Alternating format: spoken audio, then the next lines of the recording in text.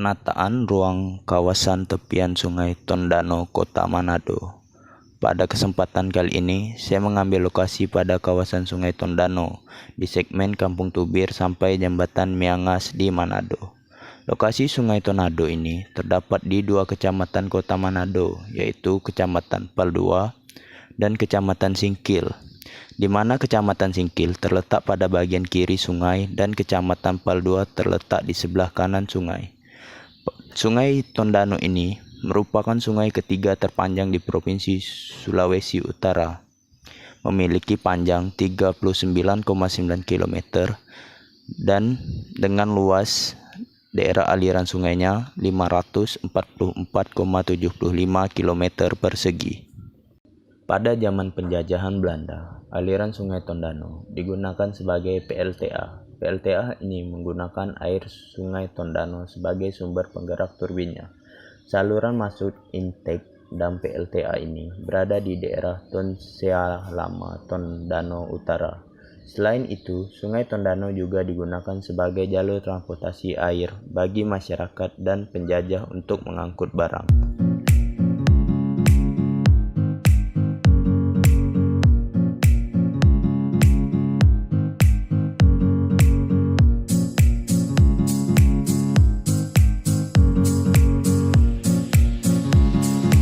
Pada tahun 2016, Sungai Tondano digunakan masyarakat yang berada di sekitar tepian sungai sebagai MCK. Pada tahun ini, kawasan tepian Sungai Tondano masih belum tertata dan masih banyak rumah-rumah yang melanggar garis sempadan sungai. Banyak masyarakat yang rumahnya berhadapan langsung dengan sungai membuang sampah langsung ke sungai. Hal ini menyebabkan sungai menjadi tercemar dan banyaknya sampah yang berada di aliran sungai.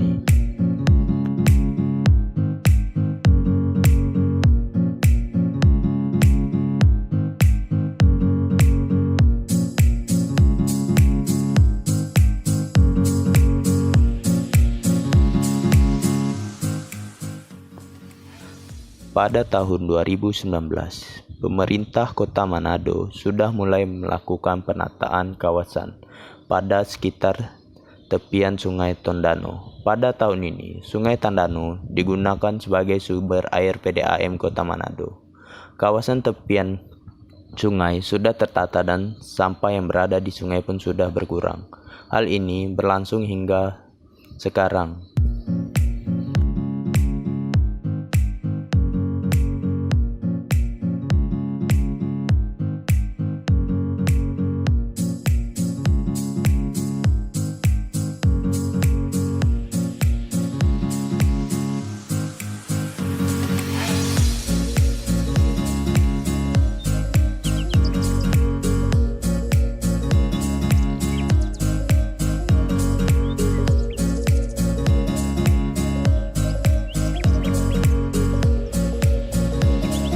Masalah yang terdapat pada Sungai Tondano ini adalah rawannya banjir pada kawasan sekitar Sungai Tondano. Hal ini disebabkan tingginya debit air Danau Tondano pada saat musim penghujan.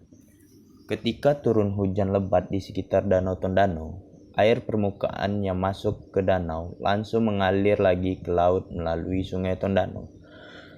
Kondisi lahan di sekitar danau yang gundul membuat air hujan tidak meresap ke dalam tanah, sehingga air langsung mengalir sebagai air permukaan ke danau. Selain itu, di sepanjang aliran sungai terjadi penyempitan karena permukiman penduduk. Hal ini membuat aliran air danau bertahan sehingga volumenya meningkat. Ketika volume air yang terhalang besar, maka aliran permukaan di sungai pun menerjang penghalang dan mengalir deras ke Kota Manado sebagai dataran rendah. Dan hal inilah yang menyebabkan terjadinya banjir pada Kota Manado.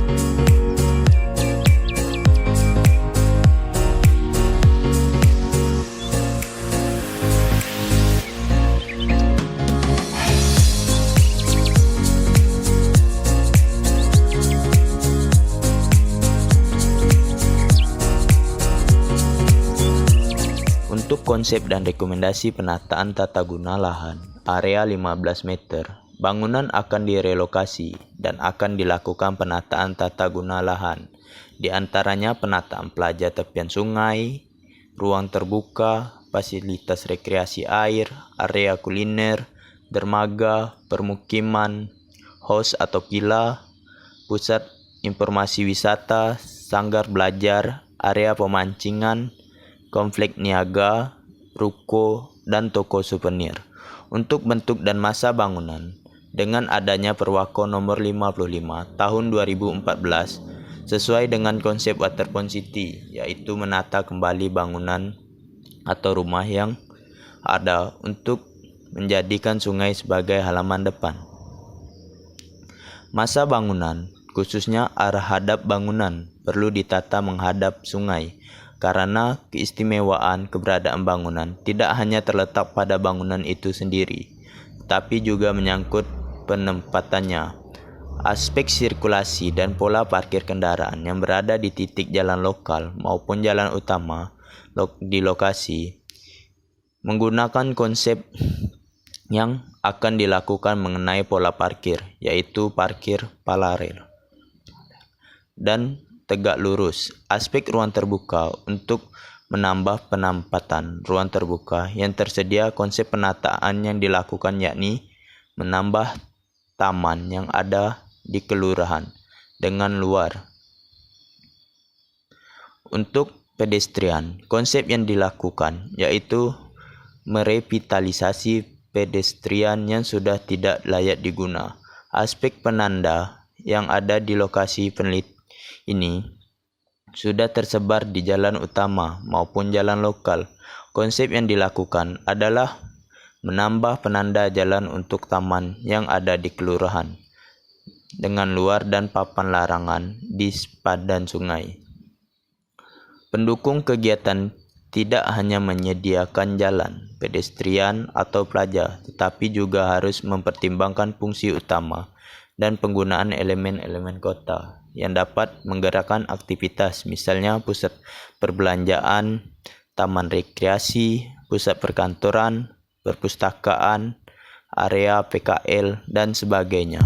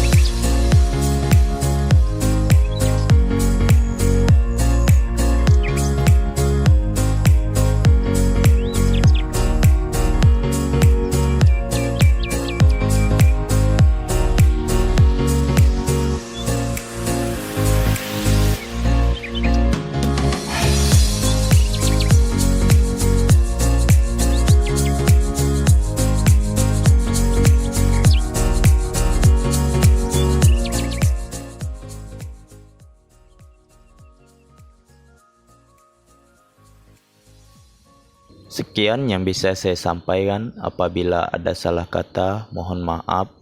Dan terima kasih telah menyaksikan video saya. Assalamualaikum warahmatullahi wabarakatuh.